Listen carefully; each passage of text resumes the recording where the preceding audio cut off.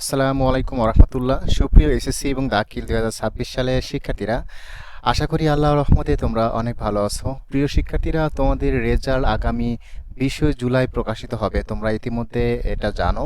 তো সেই রেজাল্ট নিয়ে তোমরা অনেক টেনশন রয়েছো যে রেজাল্টের দিন কি হবে, রেজাল্ট কীভাবে দেখবো, না জানি কি হবে, আমি কি রেজাল্ট দেখতে পারবো, আমার দ্বারা কি সম্ভব, এরকম কত প্রশ্ন তোমাদের যে রয়েছে। তোমরা আমাকে মেসেজ দিচ্ছ বিভিন্ন জায়গায় যে স্যার এখন কি হবে, আমার তো রেজাল্ট আসতেছে আর বুকের ভিতরে ধুকধুকানি শুরু হয়ে যাচ্ছে, এখন কি করব স্যার, আমরা তো একদম হতাশ হয়ে যাচ্ছি।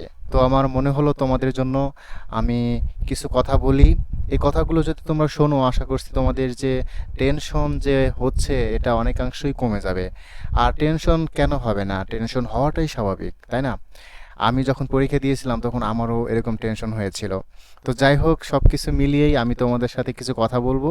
ভিডিওটা অবশ্যই তোমরা শেষ পর্যন্ত দেখবে। ভিডিওটা দেখলে তোমাদের অনেক ভালো লাগবে আশা করছি। তো দেখো, আমি আজকে ভিডিও টাইটেলে লিখেছি এসএসসি দাখিল রেজাল্ট 26 টেনশন হচ্ছে, আত্মহত্যার পথ কথা ভাবছো, 5 মিনিট এই ভিডিওটি দেখো।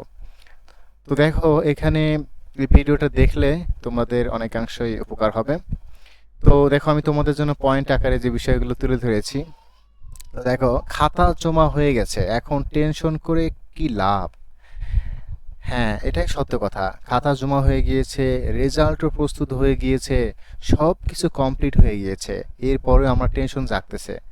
আর টেনশন জাগতেছে এজন্য যে আমার রেজাল্ট কি হবে, আমি চিন্তিত হয়ে যাচ্ছি।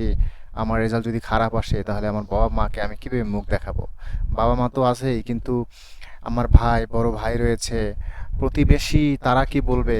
আমার বন্ধু বান্ধব তারা কি বলবে যদি আমার রেজাল্ট খারাপ হয়ে যায়? আমার তো বিজ্ঞান পরীক্ষা দিয়েছিলাম, গণিত পরীক্ষা দিয়েছিলাম, সেই গণিত পরীক্ষায় আমার অবস্থা খুব খারাপ, আমি ভালো লিখতে পারি নাই। এই যে টেনশন হচ্ছে, এই টেনশন করে কি এখন কোনো লাভ হবে বলো? এই টেনশন করে কোনো লাভই হবে না এখন। শুধু শুধু সময় নষ্ট হচ্ছে, কাজ কাম নাই, পড়াশোনা নাই, কি করবে? শুধু এই টেনশনগুলো মাথায় জাগতেছে।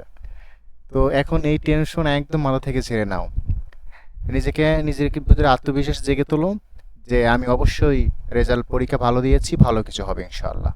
ঠিক আছে, এই টেনশনটা মাথা থেকে একদম ঝেড়ে ফেলো। তো দেখো, 2 নম্বরে কি রেখেছি, জিপে 5 জীবন নাকি একটি কাগজের টুকরো। গতবার অনেকেই দেখেছো, আমি একটা খবর দেখেছিলাম, সেখানে একটা মেয়ে, সে জিপিএ 5 পায় নাই, সেজন্য সে একদম মারা গেছে আর কি। হ্যাঁ, জীবন শেষ করে ফেলেছে তার। ইনি হচ্ছে মেবি যশোর হতে পারে, আমার সঠিক মনে নাই। তো উনি হচ্ছে, ওই মেয়েটা আলিয়া মাদ্রাসার, তার বাবা শিক্ষক ছিলেন, প্রধান শিক্ষক ছিলেন। তো তার মেয়ে মারা গিয়েছে, তো এই জিপিএ 5 পায় নাই সেজন্য।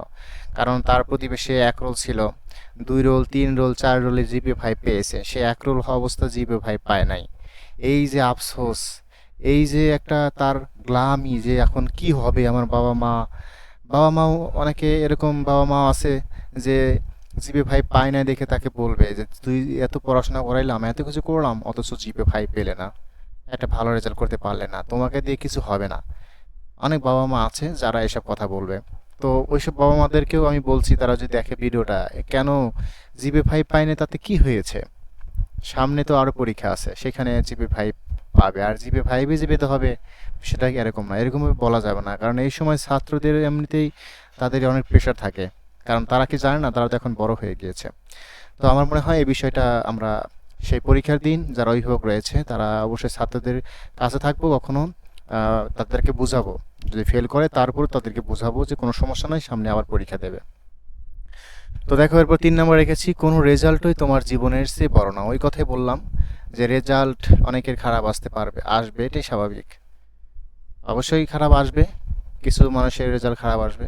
প্রতি বছরই যেটা হয়, কি হয়, এই তো সে, মানে কি, এটা আসলে এই শব্দটা ইউজ করতে চাচ্ছি না, সে নিজেকে শেষ করে ফেলে। এটা ইউটিউবের ক্ষেত্রে সমস্যা হয়, জন্য বলতেছি না। তো নিজেকে শেষ করে ফেলে, নিজেকে এমনভাবে শেষ করে ফেলে যে বাবা মায়ের যে স্বপ্ন ছিল বা তার যে জীবন, সে সেটাকে ভুলে যায়। আর এটা হচ্ছে এখানে সবচেয়ে গুরুত্বপূর্ণ জিনিস যেটা, সেটা হচ্ছে যে সে তার নিজের যে সত্তা, সে সত্তাকে ভুলে ভুলে যায়, অর্থাৎ সে নিজেকে শেষ করে ফেলে।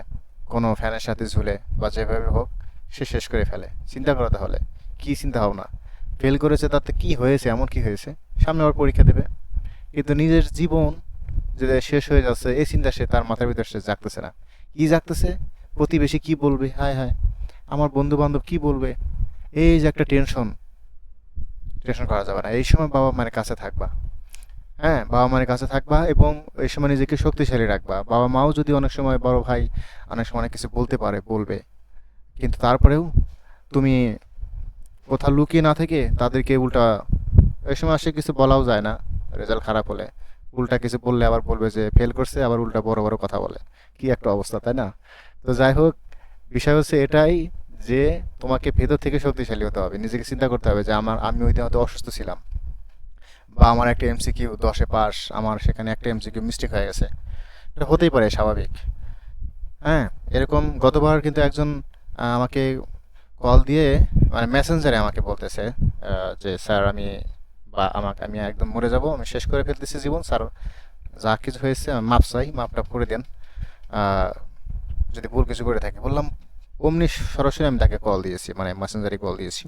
কল দেওয়ার পর তখন সে কান্নাকাটি করতেছে, স্যার আমি হলো ক্লাসের এক রোল, এক রোল ছাত্র, আমি পরীক্ষা ফেল গেছি স্যার, এটা কোন ধরনের কথা, তাও আবার এক সাবজেক্টের না 3 সাবজেক্টে ফেল গেছি, এটা কীভাবে মেনে নেবো স্যার, আমি থাকবো না, আমি দুনিয়ায় আমি চলে যাব। তো আমি কথাটা শুনে তাকে আমি অনেকভাবে বোঝাইলাম।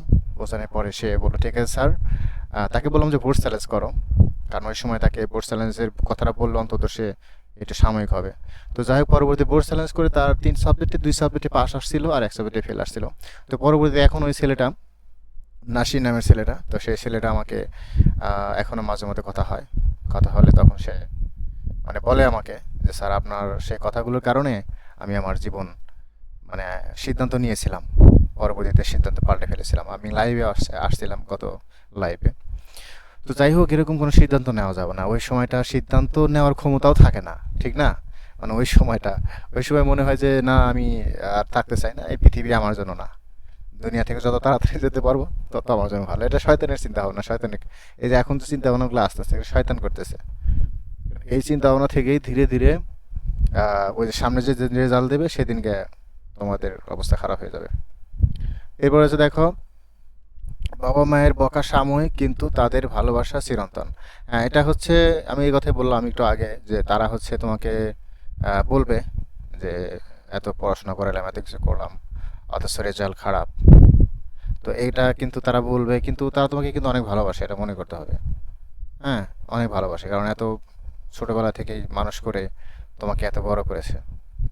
তো তারা কিন্তু ভালোবাসে, কিন্তু ওই সময় তাদের কথা কানে নেওয়া যাবে না, কানে নিলে তোমাদের অবস্থা খারাপ হয়ে যাবে। তারা কিন্তু আসলে তোমাকে ভালোবাসে, বুঝতে পারছো? এখানে সেই কথাটাই বলেছি যে তারা কিন্তু চিরন্তন। হয়তো স্বাভাবিকভাবে বলবে যে এত লেখাপড়া করলাম, এত কিছু করলাম, কিন্তু তোমরা রেজাল্ট কি খারাপ রেজাল্ট করলা, এটা কোনো কথা হলো নাকি? এটা বলতে পারে, কিন্তু ওটা ওটা বলাটা স্বাভাবিক, তাই না? তখন তোমাকে বুঝতে হবে যে বলাটা স্বাভাবিক। এরপরে দেখে বলছে যে রেজাল্ট খারাপ হলে কি করবে, প্ল্যান বি রেডি আছে। আচ্ছা, রেজাল্ট যখন খারাপ হয় তাহলে যে বিষয়টা করতে হবে সেটা হচ্ছে যে বোর্ড চ্যালেঞ্জ করতে হবে। এটা এখন বর্তমান আমি যেটা দেখলাম শিক্ষামন্ত্রী মিলন বলেছে, সেটা হচ্ছে যে এবার প্রতিটা খাতা একদম সঠিকভাবে দেখা হবে। প্রত্যেকটা খাতা, যে ফেল করছে তার প্রত্যেকটা খাতা দেখা হবে। গতবার কিন্তু দেখা হয় নাই, গতবার টিকটকের খাতা দেখছে, এটা তো তোমরা সবাই জানো অনেকেই। টিকটকের খাতা, এবার কিন্তু টিকটকের খাতা দেখা হয় না, এবার প্রত্যেকটা খাতা গুরুত্ব সহকারে দেখা হয়েছে। হ্যাঁ, কিন্তু এবার যারা বোর্ড চ্যালেঞ্জ করবে তাদের খাতাটা সরাসরি দেখা হবে। গতবার হয়তো দেখে নাই, না দেখে এমনিতে এই যে মন চাইছে দিয়ে দিছে, এরকম ভাবে হয়েছে।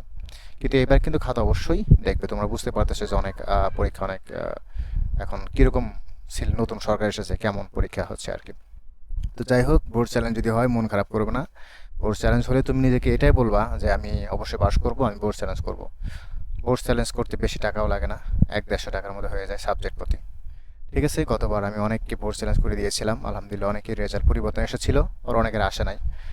কিন্তু এবার আশা করছি খাতা যেহেতু দেখবে স্যার, সেই ক্ষেত্রে অবশ্যই স্যার খাতা দেখবে এবং তোমাদের বোর্ড চ্যালেঞ্জের রেজাল্ট সেটা পরিবর্তন হবে ইনশাল্লাহ, আশা করছি। যদি তোমার মনে হয় যে ভালো কিছু লিখছে, আমার খারাপ আসলো কেন, সেক্ষেত্রে অবশ্যই তোমরা বোর্ড চ্যালেঞ্জ করবে। আর বোর্ড চ্যালেঞ্জ কীভাবে করতে হবে সে বিষয় নিয়ে আমি ভিডিও বানাবো, এবং আমি গতবার বোর্ড চ্যালেঞ্জের অনেকে করে দিয়েছি, ইনশাল্লাহ আমি সময় আসুক তখন আমি বলবো আর কি।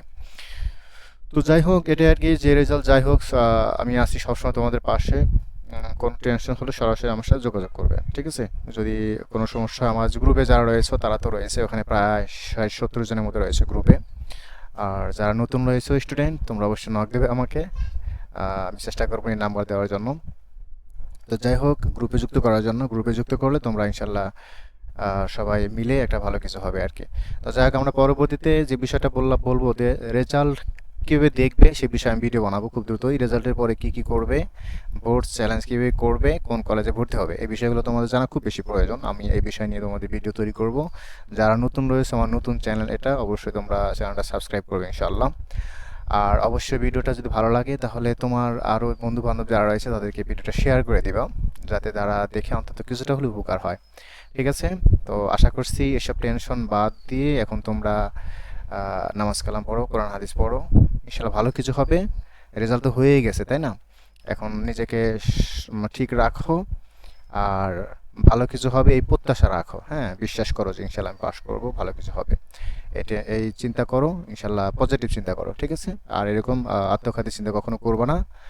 এই আর কি, এই ভিডিওটা আমি বানাইলাম একটা স্টুডেন্ট, একটা না আর কয়েকজন ছাত্র মেসেঞ্জার আমাকে বলছে যে স্যার এই অবস্থা, আমি তো একটা পরীক্ষা ফেল করেছে, আবার সে পরীক্ষা দিয়েছে, কিন্তু পরীক্ষা ভালো হয় নাই, বুঝছো?